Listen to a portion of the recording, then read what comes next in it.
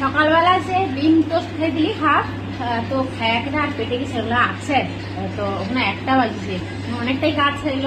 আজকে যেহেতু ছুটি আছে, একটু সকালবেলা রান্না বান্না শেষ করে কাজ করতে দেরি হয়েছে, এত খিদা পাইছে। তো কি রান্না করছিলি সকালবেলা দেখো, মাথাটাও আঁচড়াইনি। তো দেখো কি রান্না করছি, এই যে লাল শাকের তরকারি, আর এটা হচ্ছে চিংড়ি মাছ দিয়ে, চিংড়ি মাছ পেয়ে গেল, চিংড়ি মাছ দিয়ে মানে ভেনালি দিয়ে কচু আলু দিয়ে টক করেছি। আর এই যে লাল শাকের তরকারি। আমার মেয়ের কাণ্ড দেখো, মোবাইল দেখছে আর এগুলো খাচ্ছে। তো চলো ওটাটা আমরা খেয়ে নিই। ও তারাও মানকে তো টক খাওয়াটা দেখায়নি। আমি কিন্তু এই হেড়ে বাজারে গিয়েও মানে টক খাওয়ার, আমার এক বান্ধবী বলে আমাকে যে টক চুন্নি, এত টক খাই বলে। তো দেখো টকটা মাখিকেরা খাই দিতে, মানে একটু দেখো।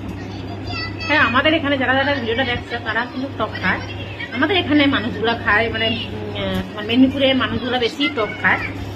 তার থেকে মানে মেদিনীপুরে কি মানুষ খায় জানে, তার থেকে আমি কিন্তু প্রচুর পরিমাণে টকটা খাই।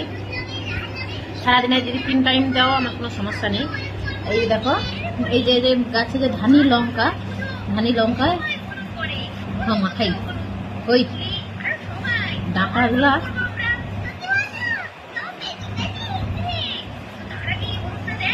ধানি লঙ্কা কি ঝাল বেশি করে, কিন্তু আমার ঝাল লাগেনি।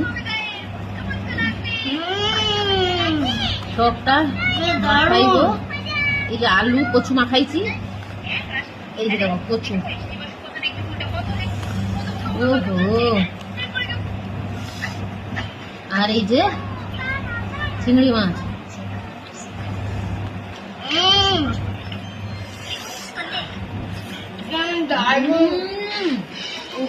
দারুন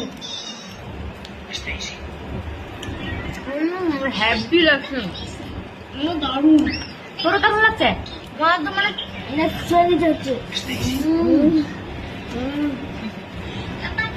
কে টক খায় পকা আগে টক চুনি অবশ্যই আমার করবো। হ্যাঁ,